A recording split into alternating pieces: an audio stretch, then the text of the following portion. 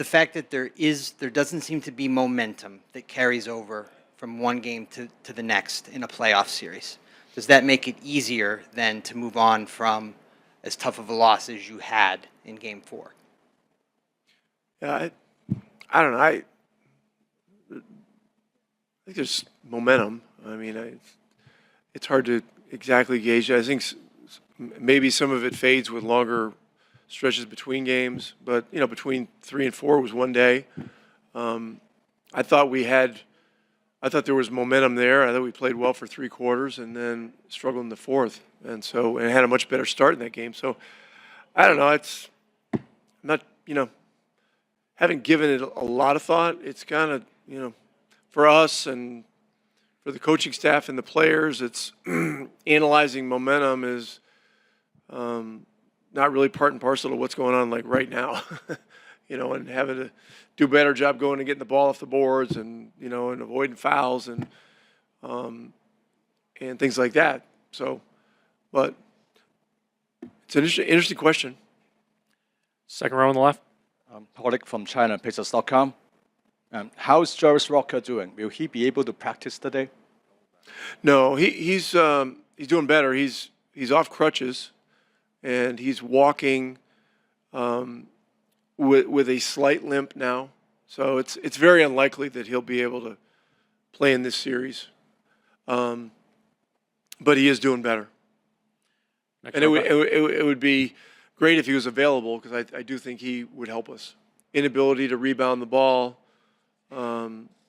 unnecessary fouls, those things have us taking the ball out of bounds after they score, or having to take it out after a free throw, and then they can really set their defense, and then the game becomes slower. Those doing better in those two areas, the rebounding and the fouls, I mean, that will help us, but it's a challenge. I mean, they put a lot of pressure on you in the fourth quarter. I mean, they've got some great players that cause major problems. Next row back. Hi, Coach. Tencent from China. So you were up double digit at one point in the third quarter and had control of the game for most part of the game, but in the fourth you were outscored 31-17, and then eventually you lost the game. How much does that kind of a loss affect the team mentally or physically, especially in the playoff series? And how much of a role do you think the officiating played in the last game? Well, I mean, tough losses are a part of a playoff series. And, it's just, if this was easy, I mean, they'd be pulling people off the street to play in the NBA Finals. And coach, it's just not, and do what you guys are doing. I mean, you guys are the best in the world. Everybody else here is perceived to be the best in the world at this moment. And so it's difficult, So, but you look at it, you take it for what it is, and it becomes pretty clear the things that you need to do to be better. And our job, as a staff, is to take those things, simplify them, communicate them in a simple, concise way, and so that we can do better. And so,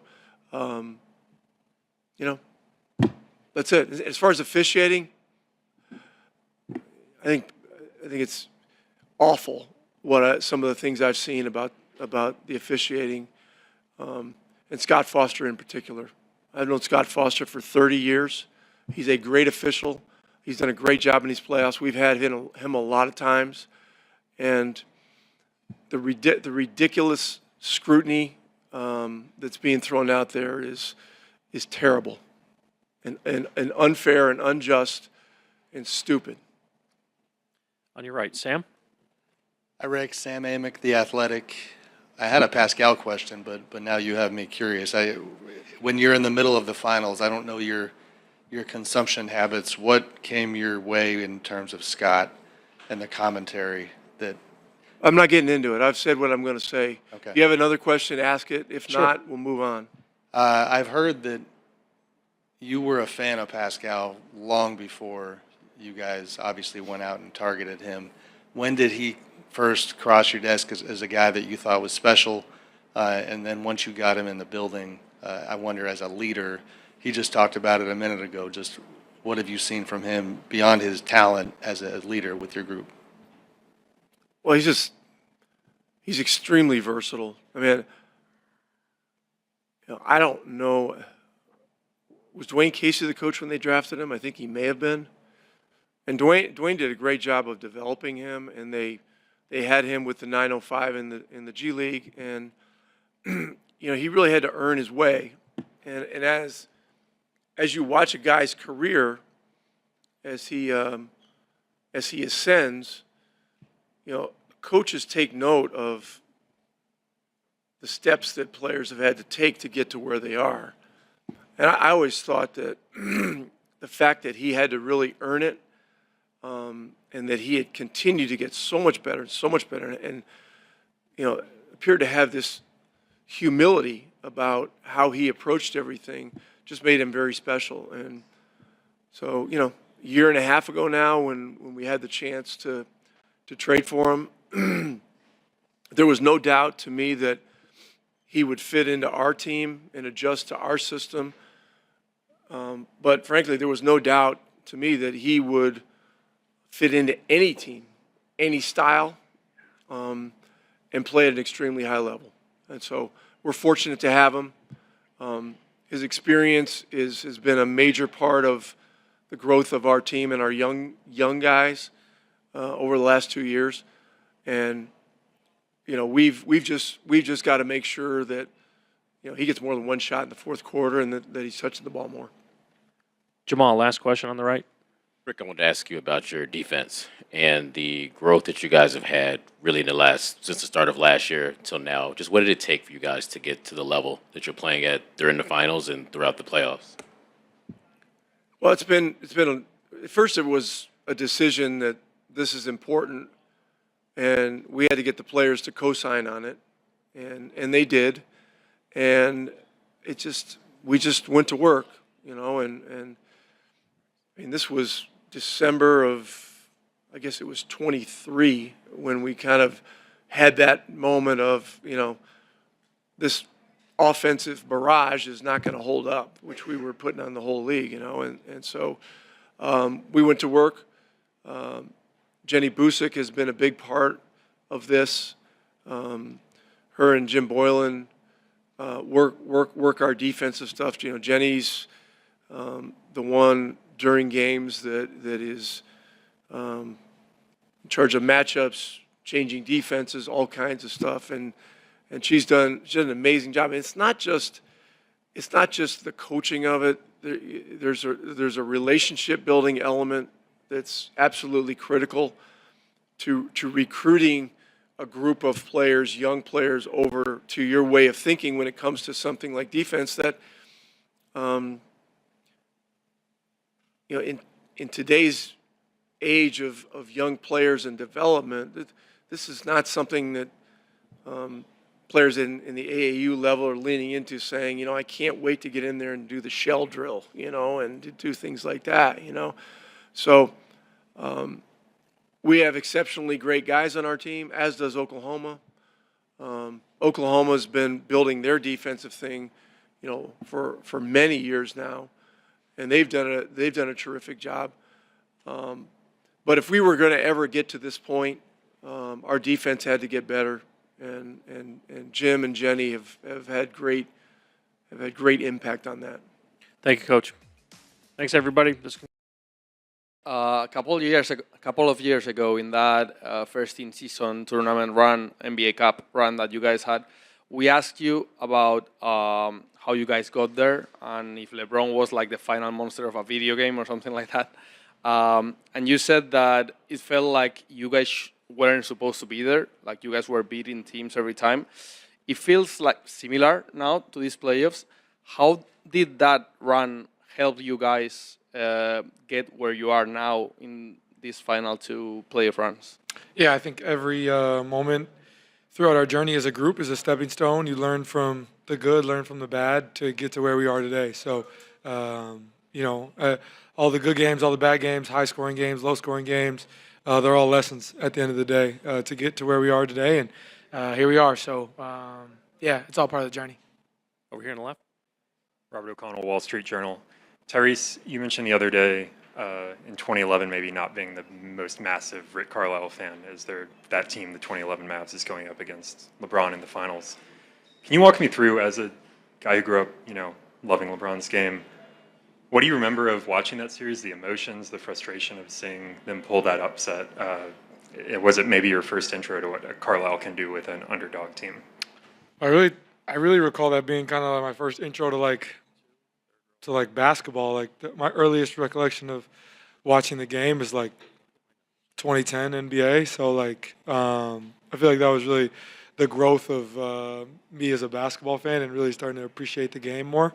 But yeah, I don't know if I necessarily remember a ton of the X's and O's stuff. I remember I was confused as to why Dallas was winning. I didn't necessarily understand it. But yeah, no, I think that it's funny to look back on and think about. I think about that all the time in my journey here in the NBA. Is how much I've watched and learned, and how I'm here. In it. So yeah, no, it's funny to think back on, and here I am with Coach Carlisle now. So it's definitely pretty cool. Vince on the right. Tyrese, Vince Goodwill, Yahoo Sports. This has been an emotional 4 games so far to this series, a lot of swings.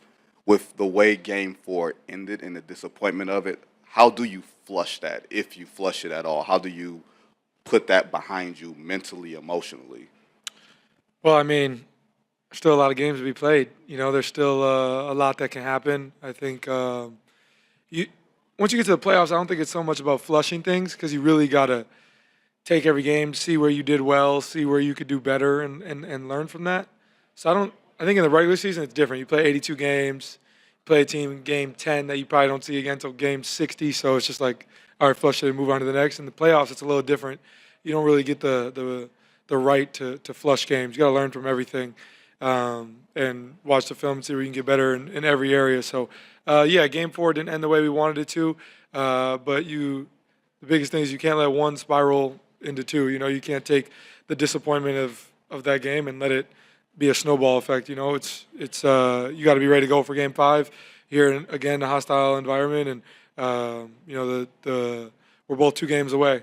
So anything can happen from here, and so you just got to kind of move on as quickly as you can, see where you can get better, watch the film, which we've done a lot of over the last 2 days, have a good practice today, and get ready to go for tomorrow. I know a lot of these sound similar, but it's a 2-2 series, and I'm just wondering how you feel about where you are right now, whether you're trying to handicap what's happened or what's to come, or just how you feel about it. I feel great. It's the best part about playoff series is, when you get the chance to respond. I think that's the great thing about sports. It's you're gonna have good games, you're gonna have bad games, but there's nothing like the game to respond. So I look forward to doing that with this group, and coming out and competing, and we got to be ready for a really big challenge that lies ahead with this team and in this environment. So I'm really looking forward to doing that with my teammates and seeing how we respond. Tim on the left. Tyrese, I know when you're playing in it, who's watching doesn't matter, but one of the big storylines coming in was these are 2, quote, small market teams, whatever. The ratings haven't been great. What would you tell people who, for whatever reason, chose not to watch this, what they're missing? I do not care, to be honest with you. This is high-level basketball, and I'm excited to be a part of it. So, I couldn't care less. We'll go last 2 on the right, and then Alvaro in the middle. Josie Pavone, Clutch Points.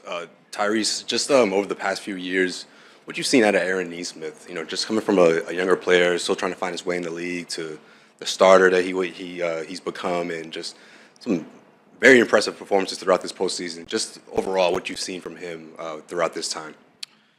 Yeah, we traded for AA. I didn't know a ton about him. I knew we were in the same draft class, and kind of always mentioned as 2 of the top shooters in our class. So I knew that, but I didn't really know anything about him, to be honest. And the more I've gotten to know him, there's not another guy out there that I'd rather go to war with. To be honest with you, I know that he's going to give 110% at all times. He works his tail off to get to where he is, and I think I've said it many times, but every NBA team wants to have a guy like Aaron Nesmith. His effort is unbelievable, his energy, his attitude, all those things. I know he's going to show up every day and be the same guy, and I think that's what I appreciate about him, the most. Alvaro, last one in the middle. Alvaro Martin Ridmo. Every player I ask to remember their best games, their most outstanding games, they're games in which they did something on offense. In your case, you almost had a triple-double. So they remember the stats even. What are your best defensive games that you can remember? And did we see one in these finals? Yeah, it's a funny question. I'm not necessarily known as a great defender. I don't know. I think any time or any game that I can just be in the right spots for us is important. I think that through this playoff series, especially Game 3, I thought we did a great job defensively of closing the game. So for me, I think I don't really look at where I am individually as a defender. It's like team defensively, I feel like more times than not, if we're having a good team defensive game, I'm as solid as can be. So that's kind of how I try to look at it. I hope that our best defensive effort lies ahead. That's the goal. So look forward to the challenge. Thank you, Tyrese. Appreciate it. Mark Spears, ESPN's Landscape. I want to ask you about Coach Mack, guy that's been standing outside the locker room for years. I know he's always said some pleasantries to you. Just want to see what your thoughts are on him. Wait, who? Coach Mack, outside the attendant outside the visiting locker room. Oh, yeah. I mean, no, it's good. Good. It's great to have. And all the support, like just to have that, is always amazing and means a lot, means a lot to us. Michael? Pascal, Michael Grange, Sportsnet, Toronto. How are you doing? Good. I just wanted to ask you, your team is a relatively young team, and obviously in the finals for the first time.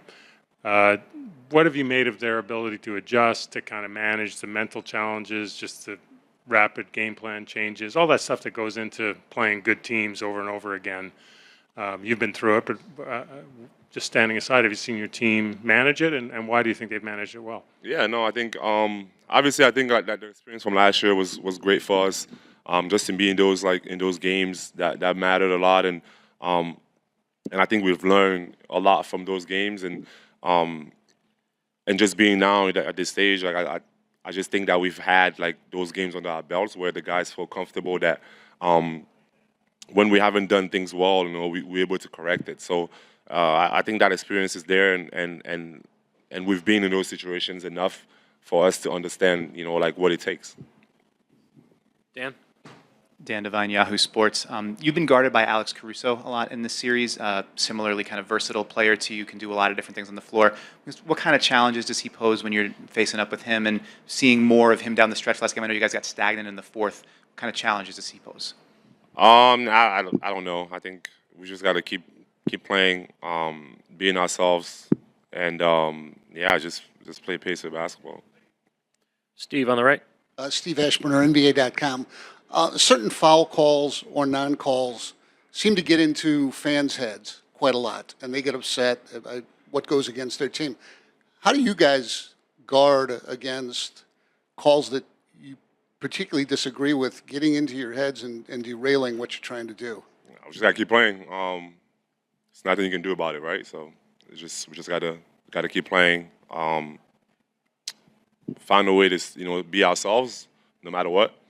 And yeah, I'm not gonna get into the little foul things. It is what it is. Just want to focus on the game. Over here on the left. Yep. ChinaPacers.com. In the last game post-conference, we said the team execution is not really well in the fourth quarter. And after the film session, what was the key takeaway for you to improve? Wait, say it one more time. Sorry. The last game that in the end of the press conference said the execution was not really well. So what in the film session, what was the key takeaway for you, the team to improve in this game? Yeah, I don't think I'm supposed to be giving away the game plan, but I think we just got to be ourselves. I don't know how to answer that question, but I'm sorry. Now, telling them, don't take this for granted, realize what the opportunity is, how did that shape you? Well, I wasn't a leader then. I mean, I was on the floor. I mean, I played, I was one of the guys, that would, go and get things happen for us. But off the court, I mean, I was year 3. Like, I mean, we have so many veterans on our teams, like, that's been through way more than I could ever imagine as a player. So I was mostly just like, grateful that I had those guys around and just kind of lean into the confidence and the way they played to help me just play my game and be free. And I think this time around, just like having been one of the only guys that's been there, or like one of the few guys that's been there, and I'm year 9 or 10 or whatever, it's like I have way more, to say, and I can impact not only by saying things but also on the floor. But just having years under my belt and also the experience, like I'm able to just again say what I think, but at the same time I always say like everyone's gonna have to get through it, on their own. And I can tell you whatever, but you have to experience it yourself. And I think the most thing is just be yourself and do the things that got us here in the first place, and we can't change it now. Jamal on the right. Pascal, I want to ask you about the defense. And just in this year and change since you've been here, how have you seen this group grow defensively, and just what did it take for you all to get to the level that you've been playing at, in the finals and just throughout the playoffs? Yeah, I think it's, I think just from when I first got here, like most of the narrative was like, oh yeah, like they play fast, they don't play defense, right? Like that was the thing. And I've seen there's just the growth of everyone, like the coach has been doing an awesome job preparing us for games, and everyone is willing to put the effort in. And also I think when you see the results, like from the defense, like you have no choice but to commit to it. And I think the guys have been tremendous. I can name so many guys, obviously Drew as like kind of like the leader, where it's like he's going to guard the best player every single night. We got Double A, Miles blocking shots. Like we have so many people that can do so many things, but it's mostly a team defense, and everyone is committed to it, I'll say. Third row on your left. Last question. Pascal, considering how the game 4 ended, I think it's fair to say that Indiana missed a good opportunity to go up 3-1 in this series.